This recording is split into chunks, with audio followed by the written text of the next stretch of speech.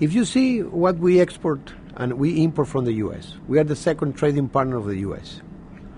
We are the first, one of the most important suppliers of oil and oil products to the U.S.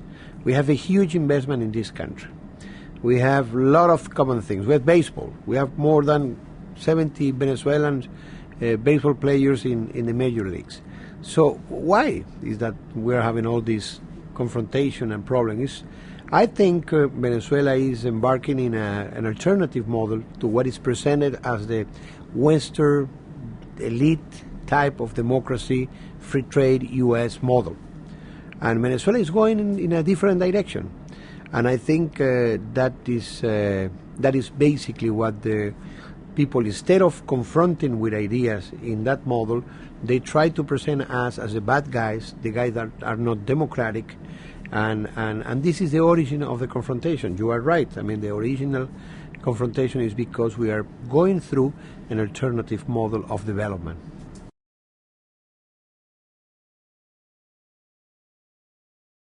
Mutual respect. Understand the changes. Reach out to the real people. Listen to them. Don't qualify them before you even know them. And for the U.S. to understand that the times of hegemonistic power of the U.S. over Latin America are over. And the sooner the better. When they realize that, and again, the sooner the better for the U.S. and for Latin America. We cannot change our geographic position. Venezuela cannot take Venezuelan territory and go to Asia. And the U.S. will stay here in this part of the world. So we will be neighbors. And we have a long history, long common history. I think there is now the time to review not only certain policies, but to really have a new understanding of what is going on and what is the future for all of us. And that means that we have to respect each other. We have to forget about this idea of imposing models. We have to understand that if you want to fight poverty, you have to really do it. We have a common problem. There are more than 40 million people in this country. In the U.S., the richest countries in the world, the most important, the sole and unique military power in the world. So I think there might be a lot of learning from the U.S. from what is going on in South America. And we are not enemies. I mean, we have a common destiny, but we have to sit down, understand each other, and understand that the times of imperialism and hegemonistic control over Latin America by the U.S. are over.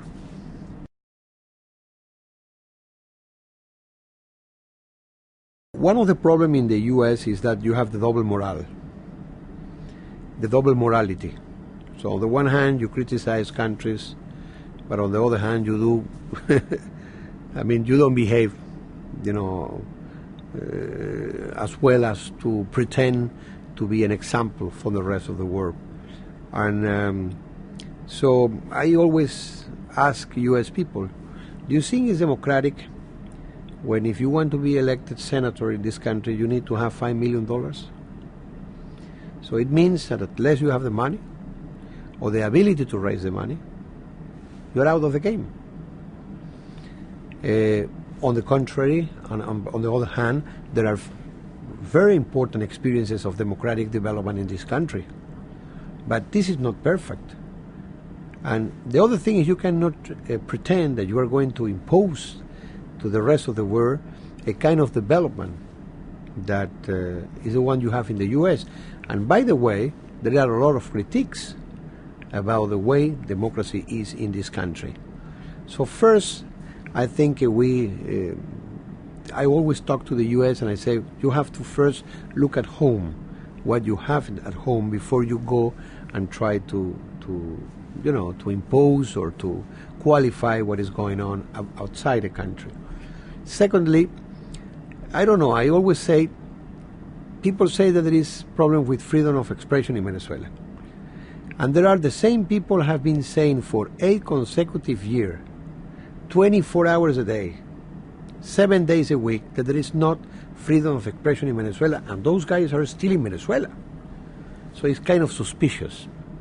So there is a free press in Venezuela. Unfortunately, the press in Venezuela has taken a direct political role. This is recognized by them. And that tells you that we need the development of a loyal opposition to the Constitution, to the new reality in Venezuela, because there is a new reality.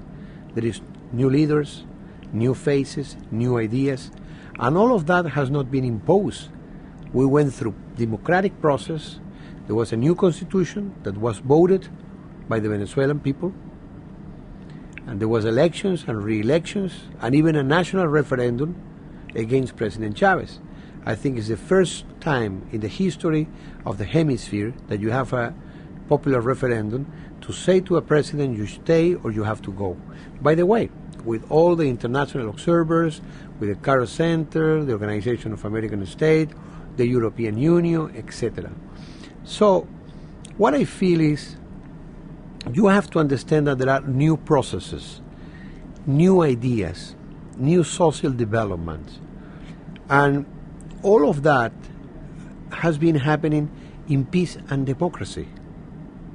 It's amazing because when you look at the media, you expect that the government of Venezuela, and now the government of Bolivia, the government of Ecuador, the government of Brazil, because they are doing all these reforms, you have the impression that there is like a civil war. And what happened is those countries has respected much more than the right-wing guys of the past, democracy. So it's possible to go through a process of real social, economic, and political change, and at the same time keep democracy, and more important, or as important as that, do it peacefully. If you don't those changes peacefully, then you will have war. And look what is going on in other parts of the world, where, people don't understand that new reality needs new ideas, new people, new faces, even new institutions. So this is what we're trying to do.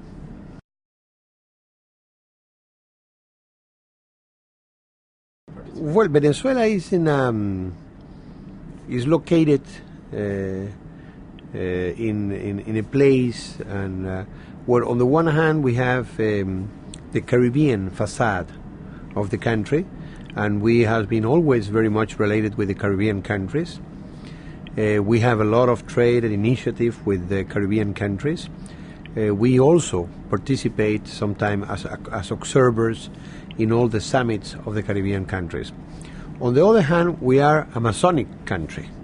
We share with Brazil and Ecuador and Peru the Latin American Amazonic forest that is one of the huge natural forests in the world. On the other hand, we are an Andean country and then we used to belong to the Andean community until very recently, although there has been a lot of discussion recently in these last 2 or 3 weeks in Venezuela, and the countries in the Andean community wants to talk to Venezuela and sit down and to see what are the proposals for Venezuela for a relaunching of the Andean community. And Venezuela is about to enter fully as a member of the Mercosur. So it's very interesting the case of Venezuela because you have on the one hand the Caribbean side, the Amazonian side, the Andean side, and the south is the Mercosur participation.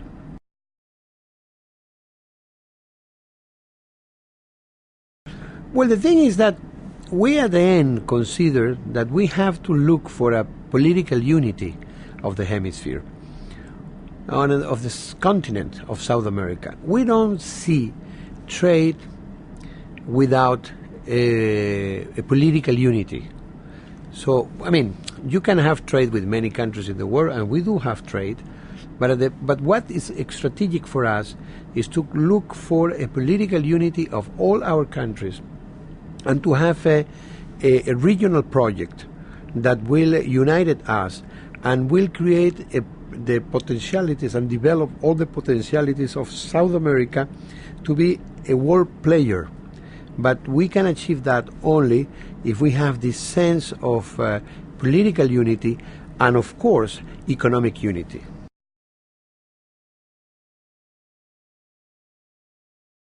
In the case of Venezuela, recent renationalization of our natural oil resources basically has meant, first, from a tax point of view, that we were able to increase significantly all the oil income revenue in Venezuela. That, of course, was also put to finance basically the social programs. And on the other hand, having the full control over our natural resources has allowed us to go beyond the traditional projects of oil and gas and embark ourselves in the regional projects like the pipeline crossing South America, Petrocaribe, which is an initiative to consolidate a market among Caribbean countries, the idea of what we call Petroamerica, which is basically to work together with other Latin American countries. I'll give you an example very briefly of Uruguay. In Uruguay, they have a refinery. We have invested in that refinery. We send the products. They are paying us back in software, houses, and many things. And at the same time, we have invited the Uruguayans to participate and to produce oil with us in the Orinoco tar belt in Venezuela. So at the end, a country which was not an oil country will become an associated of Venezuela in developing the reserves in Venezuela and supplying the Uruguayan society. And we have done that also in the context of an energy treaty that will guarantee for countries in South America supply of oil from Venezuela for more than 30 years.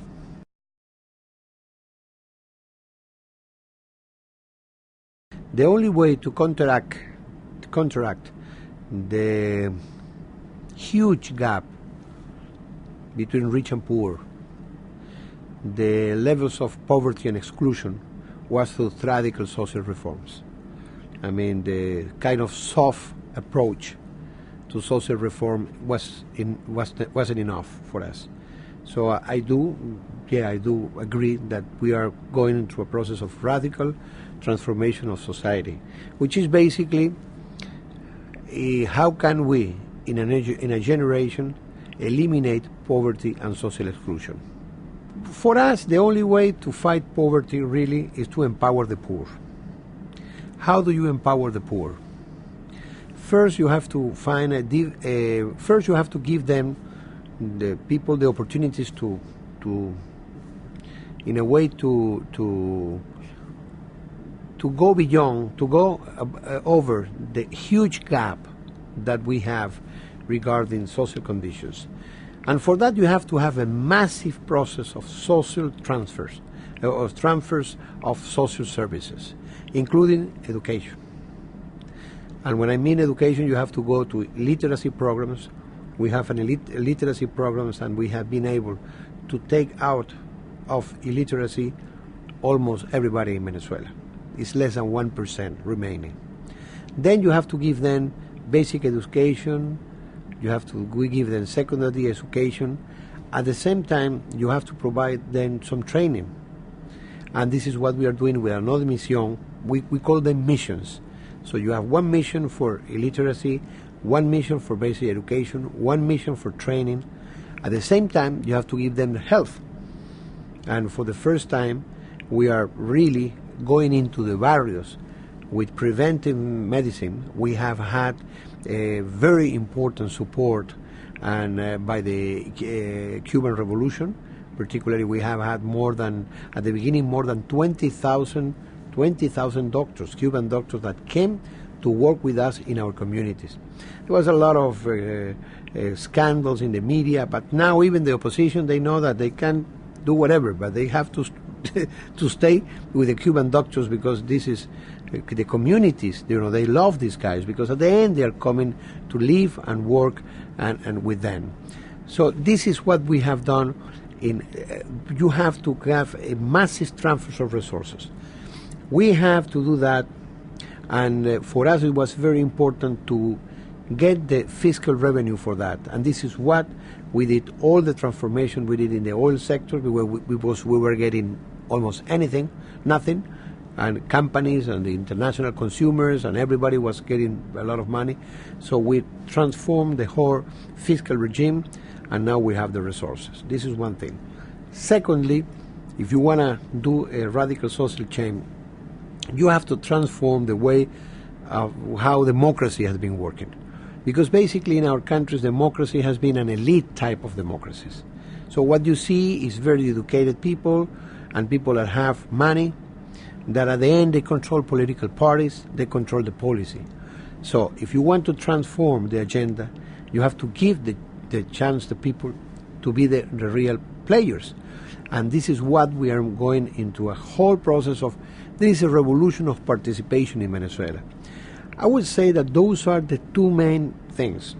Third, and a last issue, and I think it's important, is how then we know that neoliberalism and all these recipes of the past, they don't work. So what is the idea?